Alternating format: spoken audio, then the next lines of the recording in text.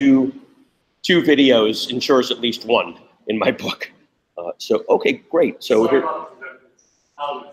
yep, this is, so everybody donate to Bushwick Generator and we'll get better projectors. Okay, I am now going to get my application window, boom, share, present.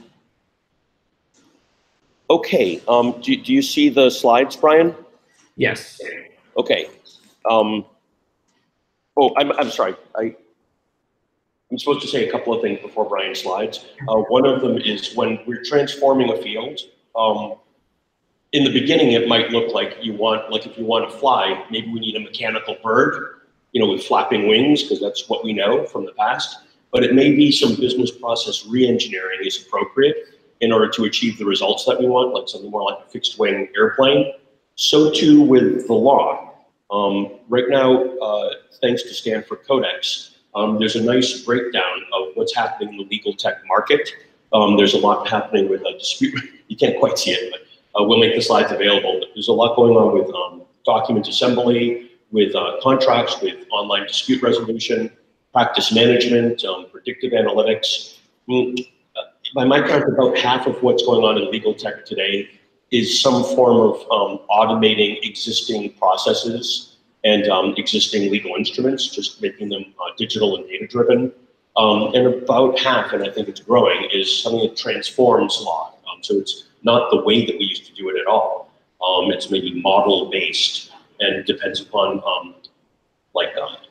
chains of applications that transform the nature of the practice itself.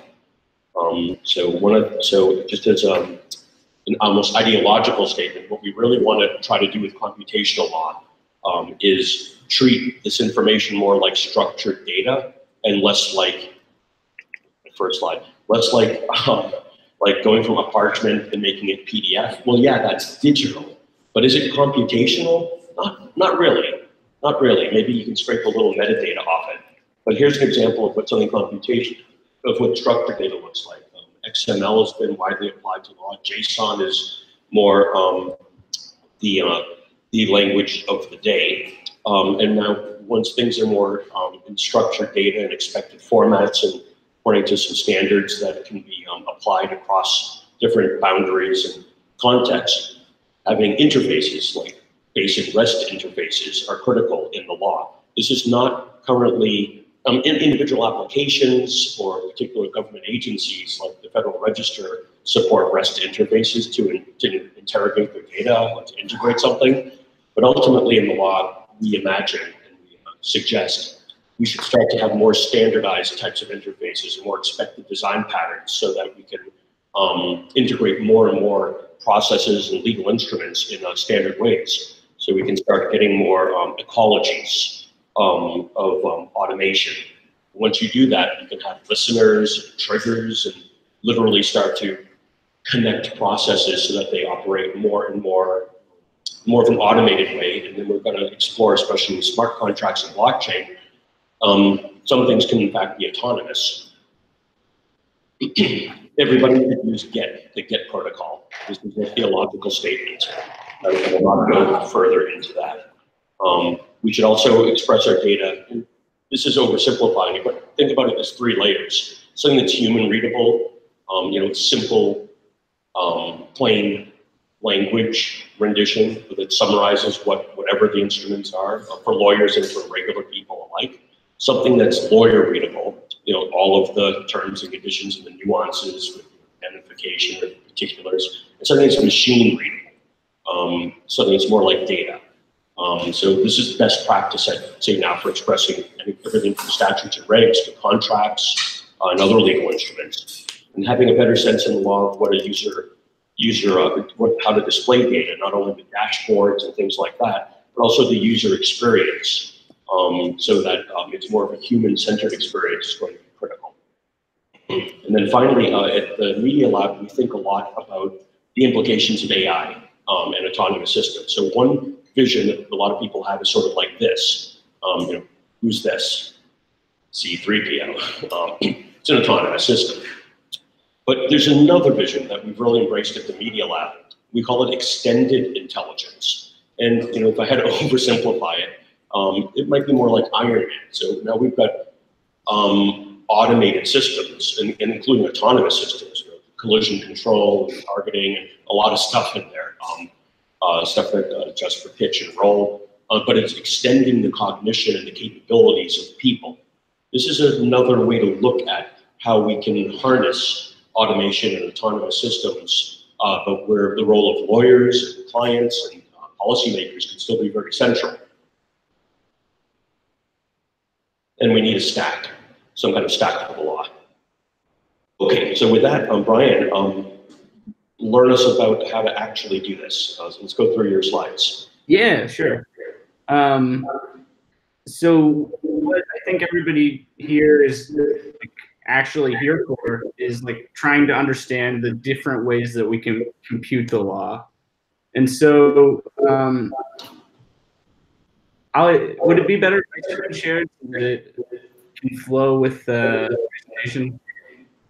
Or do you think that? Come again? Should I go to the screen share so I can just click through? Yeah, perfect. Okay, so you go ahead and take over the screen share. Okay. Stop my screen share. Start your screen share. We have a very perpendicular display going on here, so it's a little bit like hacker noir. Okay. So can you all see that? Oh, hold on a second. Boom. What is computational law? Yep.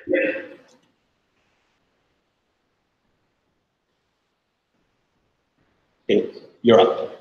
Okay, perfect. Okay, so as I was saying, I think everybody here is kind of gathered to better understand the different ways that we can compute the various legal functions that allow our society to kind of operate at an optimal level. And so what does that look like? Michael Ginnifer Codex kind of came up with this idea that computational law is that branch of legal informatics concerned with the mechanization of legal analysis. And this can be done either by humans or machines. And in the paper where he kind of set this out, he likened it to having a cop in the backseat that can let you know about the regulations like speed limit, whether or not you're able to make a U-turn, and kind of really contextualizing the way that could look. And so, looking forward, there are a lot of possibilities out there. And so many of the lawyers and legal scholars and anybody who's kind of been familiar with legal writing will know this is kind of the structure that exists for breaking down and writing about the law. You have an issue, you apply some rule to that issue, you analyze the way that rule should be inferred based on the context around you, and then you arrive at a conclusion. With computational law, there's kind of a similar structure that we can derive. I don't know that the acronym necessarily flows, but you have data, you have all of these pieces of disparate information. You can input them into some sort of form that could be like Google Forms, that could be something like an expert system. It could be kind of whatever you imagine. After that, there's some computational layer that is applied, and then you arrive at some output. And so you might be asking yourself, what are all of these arbitrary things? How are they connected? So in the legal industry, this data could be static. It could be like the DC code up on GitHub. So it's got different laws or regulations. It could also be something that's live. It could be from an open data portal. It could be something that's interacting with an API. And then you put it into one of these forms that allows you to harmonize kind of these different layers that Daza was previously talking about, the BLT terms. You'll have your human readable, your machine readable, and your kind of like legal code there. And this is going to necessarily require a higher degree of specification. So an added to a system like this is that it forces it prevents lawyers from being lazy and forces them to actually specify what laws are supposed to do. Something that is really important for the internet, and with laws like abuse, kind of scary what happens with these sorts of things if you don't do that. Yeah, once you have that input, once you have the data and that input, you get to that level of computation, and so you have functions that automatically send emails. They automatically create records. They allow you to monitor compliance. You could even get into some of the more fun stuff like machine learning, AI, smart contracts, all the sorts of things that I imagine people here